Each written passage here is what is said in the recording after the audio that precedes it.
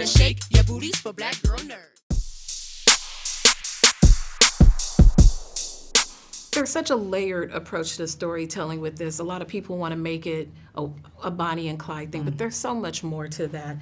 What were the key elements in your first feature film that you wanted to make sure you hit for the audience to impact them? This film was everything I had wanted in a first feature, or in any feature, honestly. It was everything. It was political, it was provocative, it was challenging the norm. It had something to say, it was commenting on the world that we live in, and the complexities of that, but also it's just a really entertaining love story, which I felt is really important for us to see represented on film, a really beautiful black love story. This was a beautiful pairing of you and Lena. You guys have worked together on Masters of None. How has this experience of doing a full film enhanced your relationship as collaborators? I mean, we're bonded for life now. She's stuck with me. But, you know, it was incredible to be on set every day and have somebody understand how you walk through life, right? Like how you have to experience the trauma of maybe watching one of us being taken down by police brutality and then still have to show up, right? And put on a good face or show up to work and act like we're not being hunted.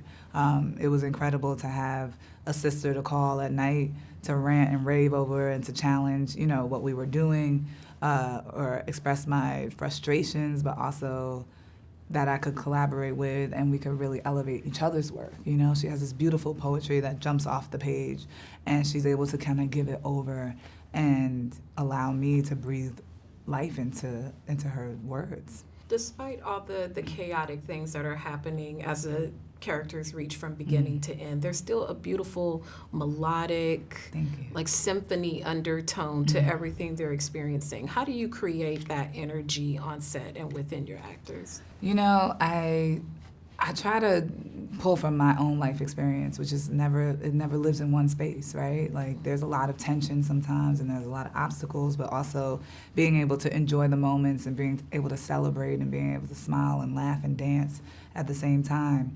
And I think that's something we can all relate to in a way, and obviously our performers could as well. And it had to stay true to how we navigate through life, you know, it stayed true to the Black experience.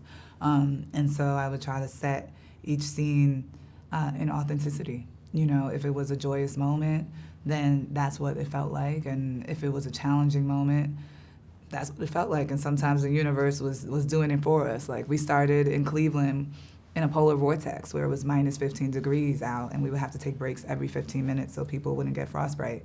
And that was during the scene when they were pulled over by the cop and Slim is literally on the side of his car being pat down and he's just cold, you know, and he's hurrying the cop along because he's just cold.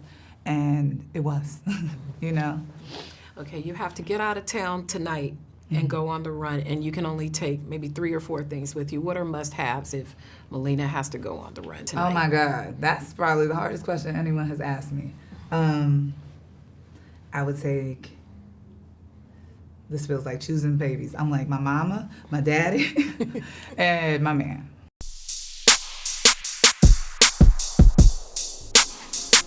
Better shake your booties for black girl nerds. Better shake your booties for black girl nerds.